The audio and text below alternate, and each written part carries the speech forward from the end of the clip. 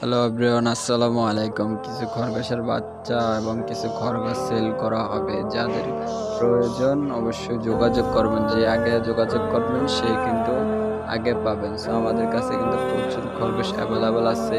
So যার যেমন প্রয়োজন অবশ্যই আমাদের সাথে যোগাযোগ করলে খরগোশ পেয়ে যাবেন আপনারা। ঠিক আছে গাইস?